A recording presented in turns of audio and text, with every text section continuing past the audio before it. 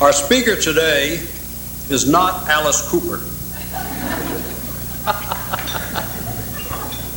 though his songs have had a little sharper edge in the last couple of years, and he has written some rock and roll. But he came out of the great folk song explosion of the 50s and 60s, and hard rock is not his thing. He used to claim he wasn't a folk singer, but a contemporary singer and songwriter. But then he decided he's primarily an entertainer, a performer, he said. Some critics, including several who write for this city's surviving newspaper, have their doubts about our speaker. As a songwriter, his lyrics are too bland for them. As a musician, he doesn't play their kind of guitar. As a singer, they say he doesn't have a whole lot of voice, but he must be doing something right. There are more than 220 million people in the United States, and an enormous number like his songs, and like to hear him play and sing them. In concerts, on records, on television, and in the clubs and on the college campuses where he used to work, including the Cellar Door over in Georgetown. That was before leaving on a jet plane and Take Me Home Country Roads made him famous. He's had 17 gold along with 3 of those rare platinum records since he started recording singles, which may make him the James Michener of entertainment. They say you always can tell when it's our speaker and not a rock star who sells out Merriweather Post or any other pavilion. The floors are clean and the beer stands close early. He likes people and likes to make them happy, and he does. The critics have had the same trouble with our speaker that Tip O'Neill and the political writers have been having with President Reagan. They keep saying he can't be all that much, and he keeps knocking them dead. He has something else in common with this president. A few years ago, after President Carter put him on the Commission on World Hunger, our speaker said he's an expert in communications. When he talked about hunger in Utah one day last spring and sang, "I Want to Live" with the Mormon Tabernacle Choir, clips poured in from papers all around the country. He's the son of a career Air Force officer, an Air Force brat, born in Roswell, New Mexico on New Year's Eve. And at 38, he's a national figure, which in this town may give pause to those who used to say Ronald Reagan is just an actor.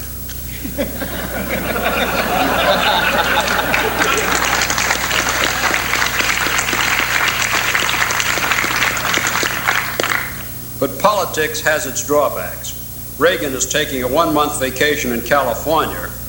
Our speaker gets 2 months back-to-back at the home he built in Aspen, Colorado, which he's just finished remodeling, or is finishing remodeling. So changing careers and moving to politics might give him pause. But like the president, he is an optimist. And if he wants to follow in Reagan's tracks, well, he's got another 30 years to think about it.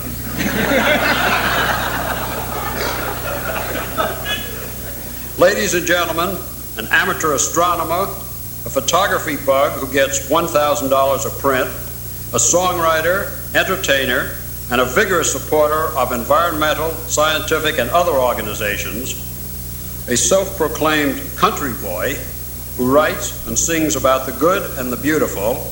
We're glad he's here and not back home again. John Denver.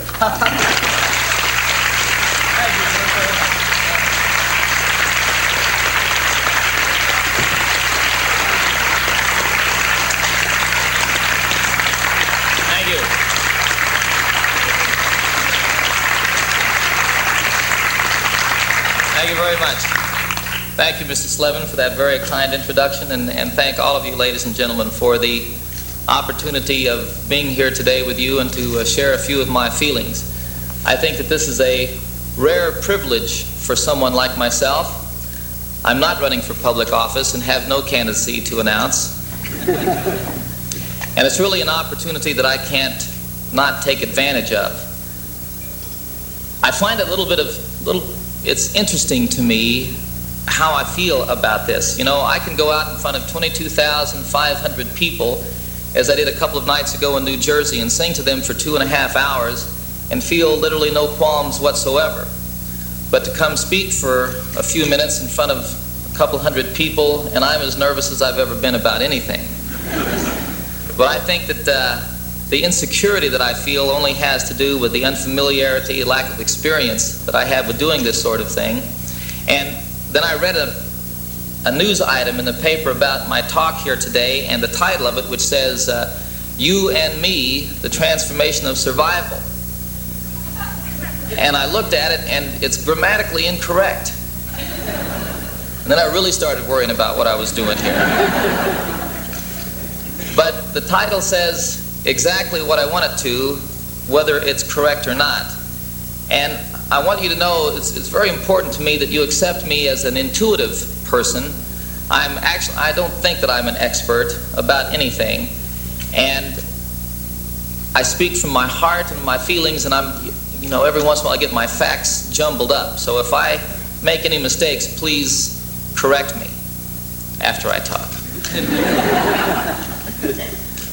I have this notion that survival has always been based on you or me. And I feel like there was a time throughout the whole of our history, as a matter of fact, where I needed to keep what there was for me and mine and keep it from you and yours. In fact, there were occasions when I would go and take what you had to better ensure my own survival. In the context that there's not enough to go around, your very existence becomes a threat to me. But I think that if we're going to survive on this planet, that notion has to change as the times have changed. The truth is that there is enough to go around, and we must learn that. And when it got down to survival, we're conscious creatures and somewhat aware of our humanity, and I think that we're beginning to see that there is enough to go around. And so to justify my survival being more important than yours, our mind started playing some games with us. And what it said was, we would look out there and you're a different color than I am, so you're not as good as I am. You have a different religion or a different form to your faith. You have a different political system or a different way of governing yourself. And certainly it's not as good as mine. My way is the best way. My way is the right way. Yours is wrong. And those are the kind of things that we say to ourselves to justify our actions on the broad scheme of things in the world today. As the world got more and more complex, I think that we've become more and more blinded to the natural way and order of the universe, which is in fact big enough to include everybody and everything. There is, in the diversity of life, in the myriad forms that it takes, coexistence is not only possible, it's the natural way. There is harmony. And I think that where conflict has arisen, it has come out of these mind games that we have played to ensure our survival. I made a movie a couple of years ago. Some of you folks might have seen it. It was called Oh God. And it was a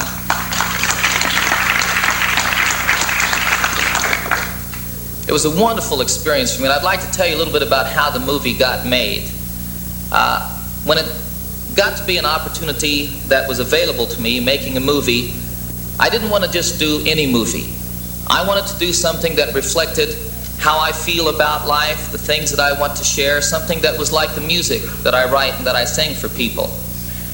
During that time, Oh God had been floating around Hollywood for about 5 years with no apparent interest. And I'd literally gone through over 100 scripts when all of a sudden I had this one in front of me. And the first time that I read it, I fell in love with it. And I would like to tell you exactly the scene that made the whole thing click for me. It's when Jerry Landers first meets God face to face in the bathroom. Remember that? And he's all of a sudden beginning to believe that this guy is really who he says he is. And he asks him, why did you pick this particular time to make an appearance? And God says, I made the world to work. Click. The little light bulb that goes on in the comics when you have And that rings true to me. I believe the world was made to work and that it can work. But God says, I look down and the rivers are full of filth. You can't breathe the air, the water you can't drink, you're killing all of my fishes. Click. Sounds a little familiar to me. And Jerry Landers, the character that I played in the movie, says to God, well, why don't you do something about it? And God says, why don't you do something about it? It's your world. Click. I believe it's up to us to solve the problems that we face, that we cannot depend on divine intervention or a miracle occurring someplace. But Jerry Landers says to God, but we need help. And God says, that's why I gave you each other. I don't just believe, I know that we are here for each other, not against each other. Yet my observation implies that exactly the opposite is true. Everywhere I look in the world today, I see that we take advantage of every excuse that we can to separate ourselves one from the other. We separate ourselves whether we're Americans or Russians or Chinese, whether we're communist or capitalist, whether we're Catholic or Protestant, Christian or Jew, whether we're businessman or farmer, conservationist or developer, whether we're black or white, young or old, man or woman. We've forgotten that we're all human beings.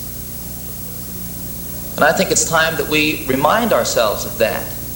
And that as human beings, we truly are one as members of the human family. You know, my experiences support that notion. When I was a child, throughout the years of my life, my father's a retired Air Force officer. We lived all over the country. When I graduated from junior high school in the 8th grade in Tucson, Arizona, where I went to school with Mexicans and blacks and really thought nothing of it, my father was being transferred to Montgomery, Alabama. And I was seeing Montgomery, Alabama on television at the time, and there were segregationist riots going on there and in places like Arkansas. And when I went to school and started school a week after everybody else did, not knowing a single person, I was afraid. I was afraid of what kind of thing I was going to get in there. And I had this notion that the people there were different, you know? But as I lived through that year and got to meet people, brought out my guitar and sang for people, I found out that people are the same. And the thing that made friends for me was this music that I do and the way that I sing. We were in Alabama for a year. We moved to Fort Worth, Texas, and the same thing occurred. Here I was, another Air Force brat, one of many transients who come through in similar circumstances.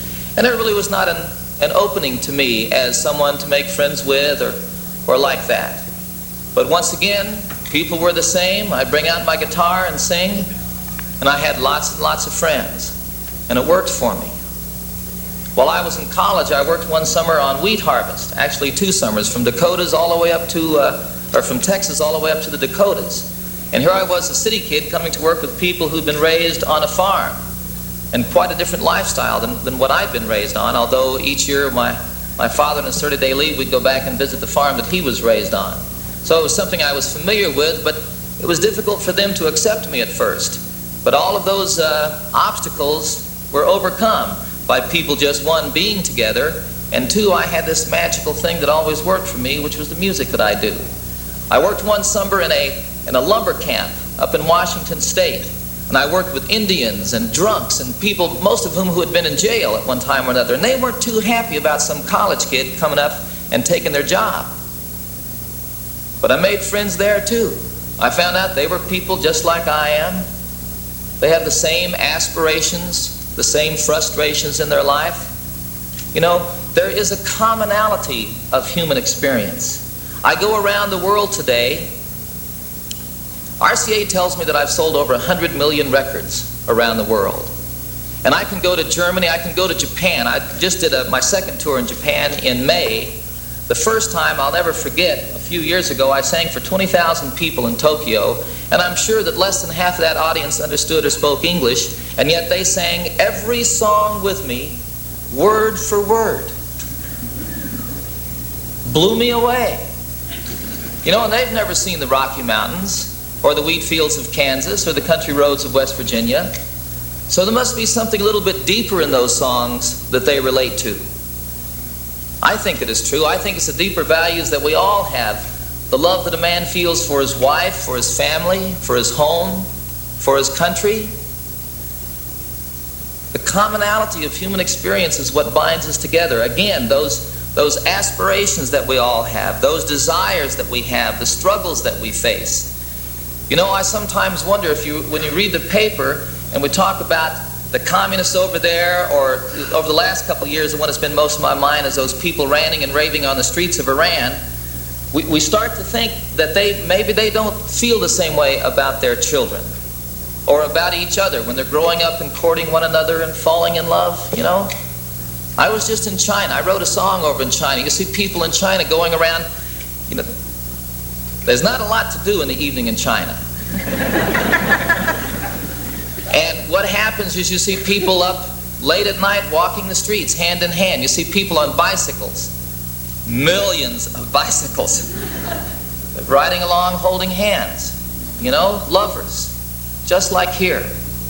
It's a wonderful thing to see. It's a wonderful thing to know that, you know, people everywhere, as I truly feel, are the same.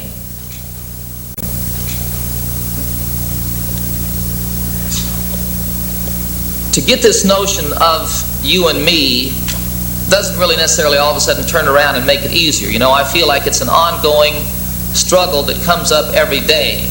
And I wanted to share with you that I have this struggle quite often. Most often it comes up for me in my life in regard to my relationship with the press.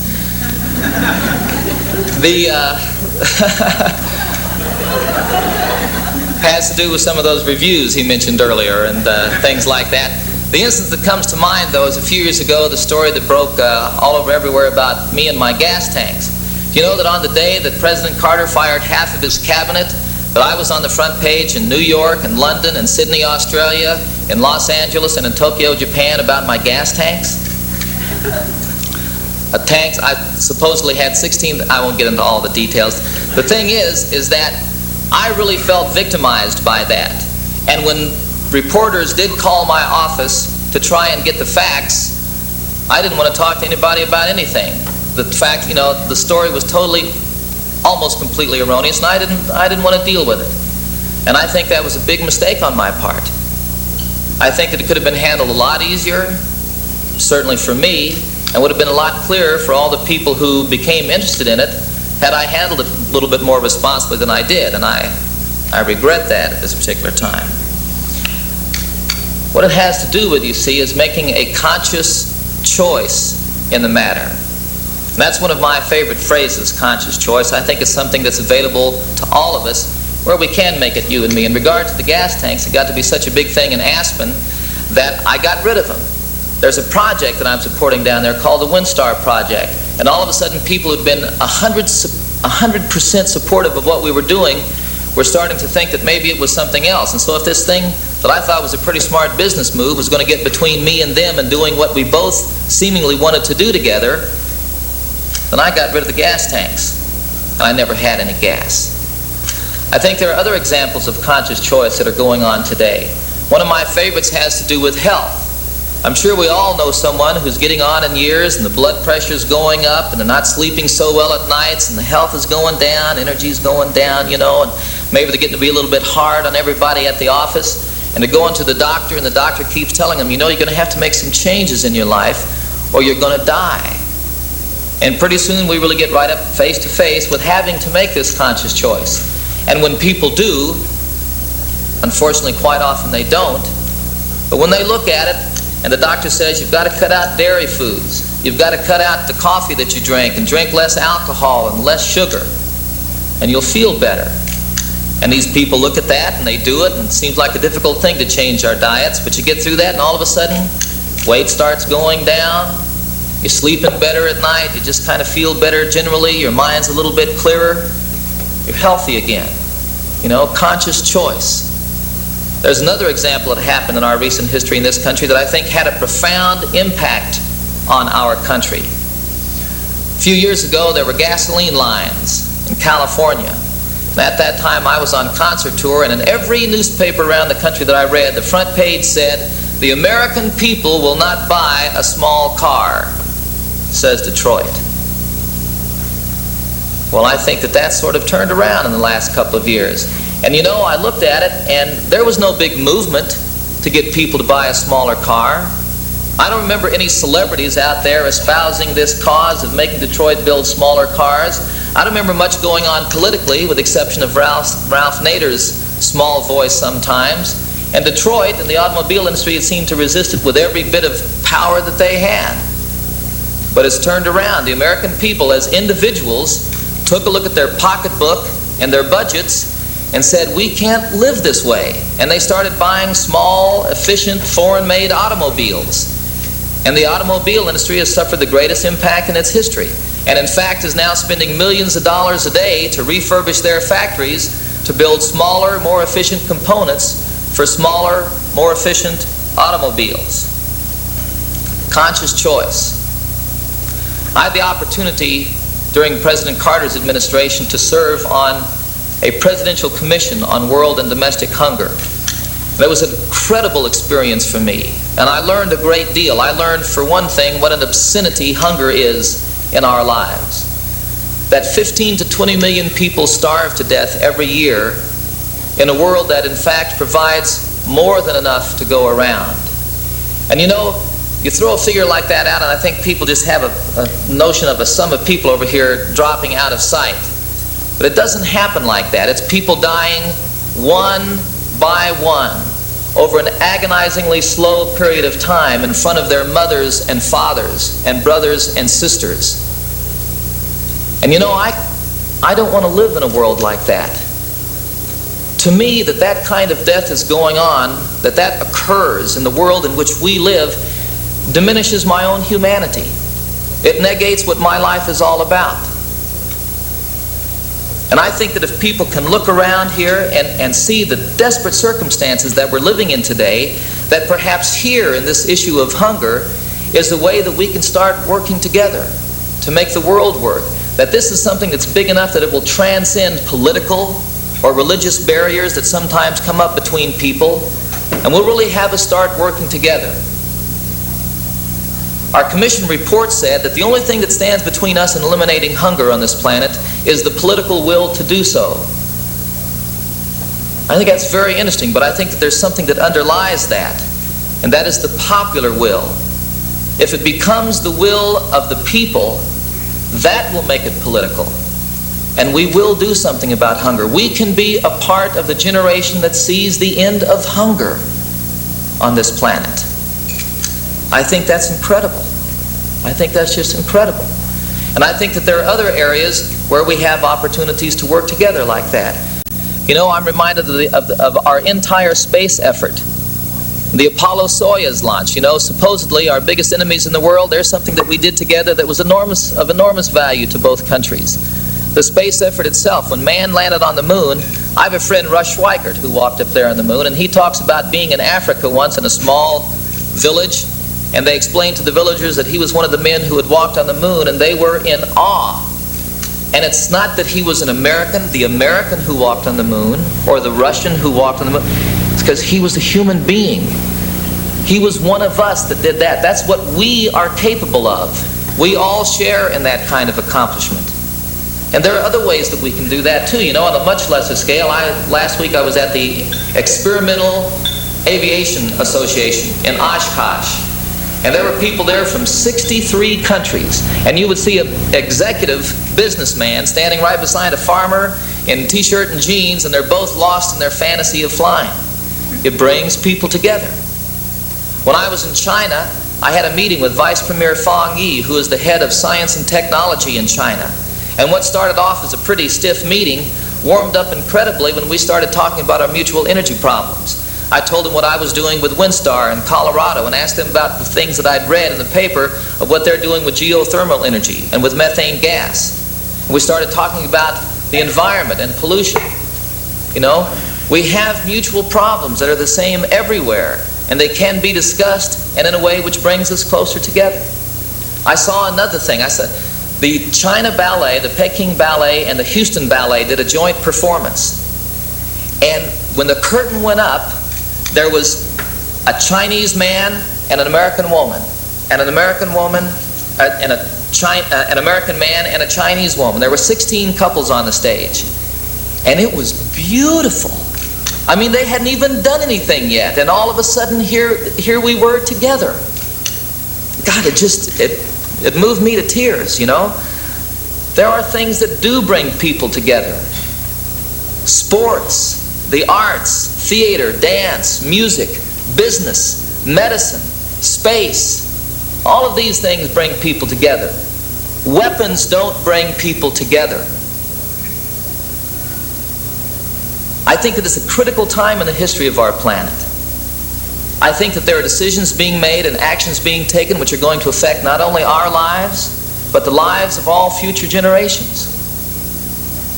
And I think it's very important that we be very, very sure about what goes on in our world. You know, I had the opportunity to visit Hiroshima when I was in Japan.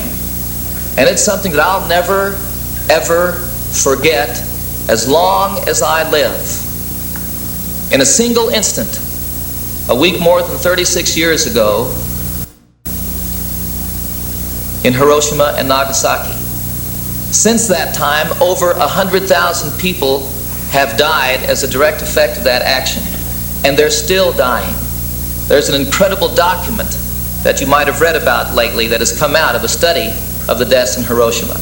And today we're building weapons that are 50 times, 100 times, 200 times more powerful than that. And I don't think people get really that a city the size of Washington, D.C. can be leveled in an instant. That hundreds of thousands of people can die like that as if they had never been. We simply can't let that happen. We can't. And you know, we have this struggle, it seems like, going on to be independent in the world. I don't think it's possible anymore. I think that we are interdependent. I think that there are many ways, and I think that it will take all of us looking in every direction possible, doing everything we can to share resources and information, to support one another, to solve the problems that we face. But I truly believe that it can be done. I think that it's our future. I think that it's our destiny. And I think that it comes from you and me. Thank you very much.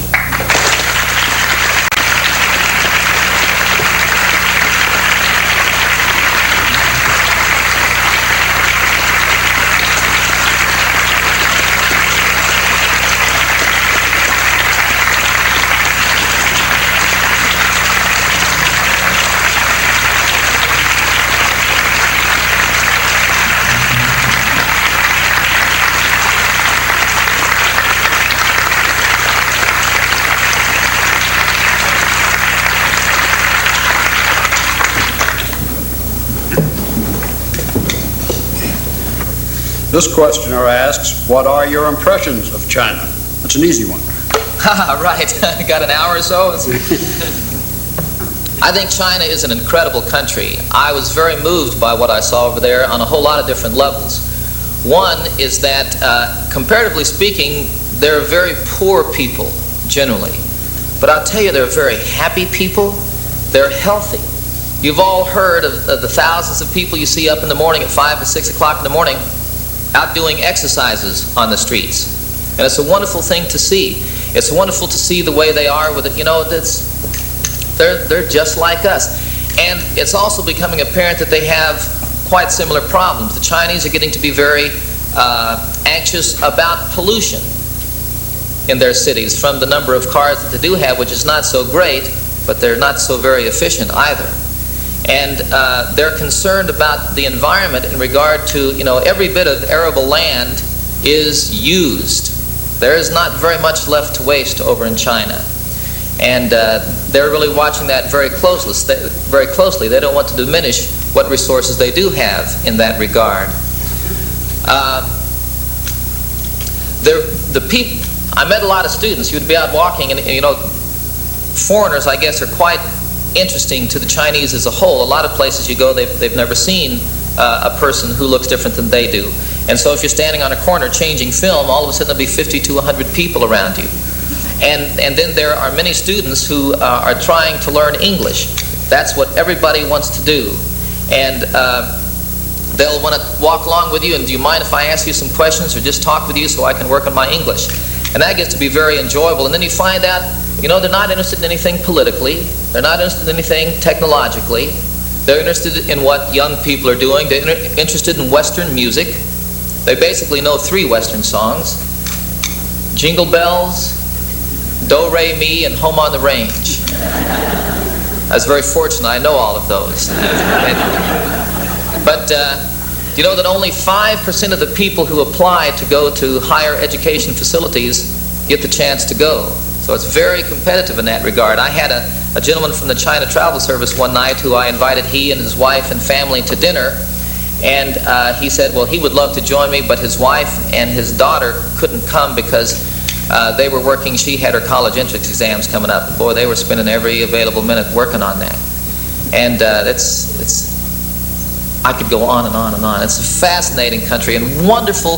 The Chinese, they have, I don't know how to say this, they have nothing going on. It's like we sort of have a thing, you look at people and you measure them, or you're real cheerful or like that. They come up, boy, they just have these absolutely clean faces and they're looking at you. And I think Westerners sometimes take it as being sort of a cold stare. But as soon as you nod to them or smile or say ni hao, all of a sudden these faces absolutely light up. And wonderful, wonderful, warm human beings. You've done much on world hunger. What are your views about what the U.S. should do about third world economic development? Well, I think it's very interesting. The conference is going on now at the United Nations, and I read this morning that we're keeping pretty much a low profile. I deplore the fact that we spend so much time and energy to be the first in the world in weapons and are seemingly a little bit reticent in regard to helping the underdeveloped nations get on their feet. I truly believe these things that I was talking about earlier, folks. If we're going to survive, it's going to take all of us working together. And I think the place that we have the greatest opportunity to provide leadership, most especially leadership, in regard to directing the world toward those things which we hold most dear, has to do with assisting these people, with helping them. Technologically, it's not, one of the things we found out is that you can't feed everybody, but you can go a long way toward assisting people to feed themselves. And I think that we're doing an enormous amount, but I'm a little bit embarrassed that of the 18 wealthy nations in the world which are working on world hunger, in regard to the percentage of gross national product that they are providing to third world nations, we rank like 15th to 16th. I'm a little embarrassed. This question goes to the same point, except it's about people. You mentioned last evening at the Merriweather Post-Pavilion concert and today that we all have an opportunity now to do something about ending world hunger. Can you give us some ideas, thoughts of what we might do about that opportunity? Our commission said that the most important thing that needs to be done is to educate the public about the facts of world hunger. And I don't know if it's so much the facts of what is going on now, but what can be done, and most specifically that it can be eliminated if we choose to do so. I think the first thing and the best thing that I can do is to sing the song I Want to Live, to talk about world hunger every chance that I get, and really try to get across to people that this is within our grasp. This is something that we can do, and to get people interested enough in it, keyed up enough in it, that they talk to their representatives and that it becomes a political issue. It's not now. One of the greatest experiences of my life was serving on the Presidential Commission on World and Domestic Hunger. And I think that we came up with a report which, while it doesn't solve all the problems or have all of the answers, really has some insight and some directions to go in regard to solving this problem in our lives. And when it came up, I didn't see very much about it in the press. And I'm not blaming the people here, the press, about that. It's because it's not of interest to the people at large. So the first thing to do is to get people interested in it, to let them know that something can be done, and perhaps, it's like this thing I said earlier, here's one of the ways that we can truly start working together. Why don't we put more focus on this? Why don't we spend more time and energy on this? And then I'm not the one to say how to do it or what, but I know that people will do it. And I think that part of my job is to get the people to doing it. I hope I said that right. We read that you went on a special diet to grow an inch. Did you, and did it work? Well, that was a little bit of a mix-up. I did not go on a diet to grow an inch. I had been doing some things physically in regard to stretching and certain physical therapy things that you can do on your own. And in fact, I'm a quarter of an inch taller, a quarter to about 3/8 of an inch taller than I was exactly 1 year ago. And I expect to grow about another quarter to a half an inch. And it's not that I'm growing, it's that I'm straightening out. You know, if you notice people as they grow older, they start to collapse. And pretty soon we have this kind of our pelvises are tipped forward, our stomachs, and we're slumped, and our necks are out like this. You know, and you see people like that. I mean, that's not anything unusual. And when you see little babies, you know how straight they are? So what happens is that this is a situation of collapse, and you can start working and you can straighten yourself out. And so I'm doing that. I'm also on a macrobiotic diet. This is something, I've been a vegetarian for quite a long time, with less and less difficulty these days passing up a good taco. And macrobiotics is something that I've discovered. Actually, it seems to be the way that I'm eating, that it can be described. There's a certain form that has to do with diet that follows a certain philosophy, if you will, and that seems to be the way that I eat, and I find it of enormous benefit to personal health, to energy, to everything. And for those of you who might be interested, there's incredible things going on in regard to macrobiotics and curing cancer. Probably blow you away to read some of the examples of what has happened, and it's something that really ought to be looked into, and you guys are the perfect ones to really take a hard look at. You know, I have a friend of mine who mentioned to me that you and I seemingly have different jobs. Your job is to disbelieve, in a sense, and my job is to believe.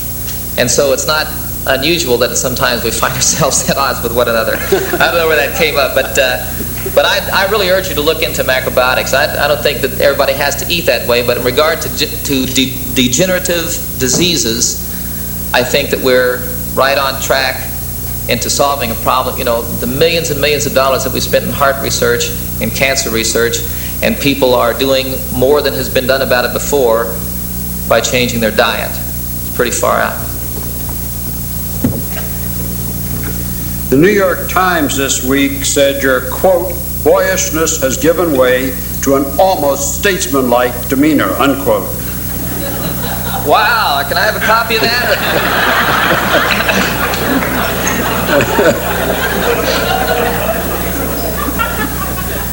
Do you have a statesman's opinion on the administration's aim to cut back 50% on federal assistance to the arts? Do you believe the private sector will come forward to help cover the gap? Well, I notice that private citizens always come through. I'm concerned about the arts being supported by the private sector because it gets to be sort of an elitist thing. And I would hope that we aren't so stringent in those cutbacks. You know, it's what I said before. There are things that are readily available to us that have to do with everybody, that come from everybody's experience and really allow us to get in touch with one another, and that do bring people together. I don't know why, truly, we can't consciously choose to start redirecting our focus towards supporting some of those things rather than spending. Do you know that the world, this is one of the facts I throw out and I get in trouble with this, but I read someplace that we spend around $1 million a minute on defense, on weaponry, on killingry. That's around the world, not just the United States. What does that say about us? What does that say about the state of the world?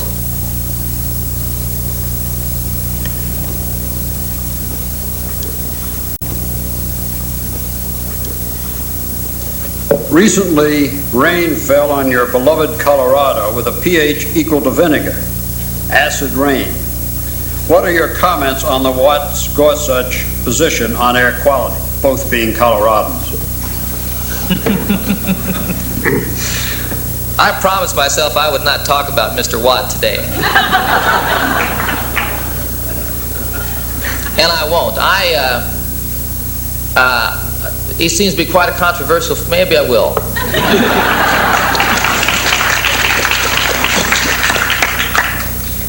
He seems to be quite a controversial figure these days, and certainly a lot of what he's doing has to do with my home, the land that I love in Colorado, in the western states. I'm concerned about a seemingly disparaging shift in a new direction that is going on in regard to environment in our country. At the same time, I applaud some of the things Mr. Watt is doing that have to do with cutbacks on expenses and getting the parks cleaned up. I'm not sure about having concessionaires coming in and having that being a capitalist venture that doesn't go to the government, but I don't know. I would really like to meet Mr. Watt. I would like to find out if there's some things that maybe I couldn't be supportive of him and his programs on, so that I can do something to bring what so far has been seemingly polarized a little bit closer together. One of the notions that I have is, like, I have some friends in the Forest Service in Colorado, and they came and talked to me and said, you know, we've had some cutbacks and we've had to be a little imaginative. And one of the things that they don't have enough people to clear forest trails and like that out in the woods. And so they're getting volunteers. And they had a church group from St. Louis, 30 kids who wanted to come out, and all they want to do is work for 2 weeks. And the Forest Service is providing the perishable food and camping equipment, and otherwise they're going to do some fishing. And they've got 30 young people out there who are going to help take care of the forest for a while and do fire watch. And I think something like that ought to be spread out a little bit more. You know, I thought that was a very wonderful thing that has come out of something that a lot of people are complaining about. I'm concerned about, you know, it kills me that there's talk of acid rain up in Colorado, that the snow and the lakes are having that problem, what it does to fishing. I love to fish. So, you know, I'm glad that I don't have to make the decisions. But I'm discouraged that we get so much against each other. You know, again, this thing I was talking about earlier, it seems like all the environmentalists, I mean, to be an environmentalist is almost a bad word these days in Washington. And it ought not to be that way. What we ought to do is to be there to sort of temper one another as we fall this way or fall that way, and we kind of bring them back and keep going on a forward course. But it doesn't seem to be going that way, and I think it comes from, it's you or me. You got to do it this way, and we can't do it that way. We have to break through that. Another Colorado question. In your own state of Colorado, the Army is planning to take over 244,000 acres of environmentally fragile land for additional tank training space. Oh. Are you concerned? Are you involved in any efforts to stop the Fort Carson expansion? Over in China, I found a wonderful place. The lady who was called the Empress Dowager during one, how do I say this? The Qing dynasty of a certain dynasty pretty much ran the country. And she wanted to build a summer palace. And there was not money to do that. So she took the money from the Navy and built a summer palace, and built a lake on the summer palace so that the Navy had some place to practice. Now it's an incredible park that thousands of people visit every day. Maybe there's something to learn there, you know?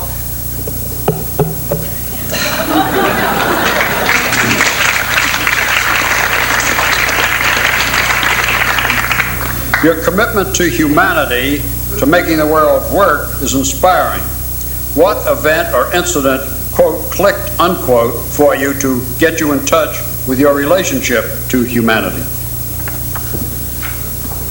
Well, I don't You know, it's not like there was a specific thing. I felt when I was young that I was different. Most of the things that were going on for the people that I was growing up with didn't fit with me. You know, it's like I couldn't get into smoking. I couldn't get into drinking. There were activities that kids do. You know how if there's somebody... There was a gal that I went to school with who was just a very, very homely person. And there were all of these groups of people who would do it, you know, like they'd get somebody, they would get a note to her that was supposedly written from some other guy over here, and she was so desperate for a friend that she'd go seek that out, and that everybody would laugh at her. And I couldn't get involved in things like that. There was a friend that I had once in school who stuttered terribly, and people made fun of him. And I used to make it a point to walk to and from class with him every day, talk with him. We might have one or two sentences, but I talked with him. And I met him a few years ago, and it seems like that was one of the things that changed his life, and he doesn't stutter anymore. But I felt different, you know, and I think that, as must show in my songs and like that, I'm a very sensitive person. And I have a great compassion for people. And I see people around me all the time who hurt like I do, who laugh like I do, who find joy in the same things. My whole life has been an experience of proving, if you will, these things that I've talked to you about today. That we are all truly the same. And honest to goodness, folks, you know, I think that what we're talking about is the next evolution for humankind, the next evolutionary step. You remember Copernicus, the Copernican shift? They had a thing, the world was flat, or no, the world was the center of the universe. And Copernicus, an astronomer, started talking that no, the earth was not the center of the universe. It was actually, the sun was the center of a solar system, which was part of a much larger system that was still not the center of anything. And they almost, you know, that was heresy to people. I like to call this the Denver shift. You know, that's a little arrogant, and I take that back. But I think that this is a real shift in thinking. I think this notion of survival is in our genes. But I think that if we're going to survive, that we have the wherewithal, this incredible tool we have up here, to make a conscious choice and start doing it differently, and recognizing that we're all, first of all, we're all human beings. If you ever stop being a singer, would you consider being a preacher? By now today, I don't know if there's much difference. I've thought about politics a lot. And somebody asked me today if people usually come here to speak to announce a candidacy. And I spent some time in Washington around the Hunger Commission and some other endeavors. And I'm really not inclined that way. You know, I don't have the patience, I don't have the knowledge or the skills that politicians have. I really have come to admire people who work in the political arena a great deal, and they're better than I am. You know, I just really couldn't do that. But I do feel that I have a very strong and influential position as a singer. And I intend to use that in every way that I can, in the television shows that I do, in the movies that I make, in the songs that I write, in the way that I sing for people, to really continue to try and share these feelings that I have. You know, and truly, I tell you folks, I really want to do anything that I can do to improve the quality of life. And if I'm making big mistakes, or if I'm really off base, or being stupid about something, I would really like you to point it out to me, because I learn very quickly, and I'm a very strong worker and hard worker, and I have an incredible amount of energy, and I will do everything that I can. And it's for this other thing. It's for the life that we all share. And if I have to be a preacher to do that, I don't. No, maybe not. Our last question. You've said that when your singing career is over, you will open a restaurant, and that you and your wife will run it. And your wife will cook, and you will wait on table and sing. What will she cook, and what will you sing? Well, she can cook anything she wants to, and I'll sing whatever comes to mind. I talked about that at a time before things got to be quite as big as they are for me, and the point that I was trying to make is that, you know, you can be really happy doing anything, and I have this very strong pursuit in regard to the music that I'm doing. When I left college, I went to get music out of my system so I could go to school seriously, or to see how far I could go with it. And I'm sort of still seeing how far I can go with it. And should it stop, and I'm still a young man with lots of energy, and Annie's inclined, I think, you know, we could be very happy in a little place and anywhere. Annie's the most incredible cook in the world, and you know, I think it'd be a great little place. But maybe the future doesn't hold that for us because of other things that are going on, and maybe I'll be able to go on singing for a few more years anyway.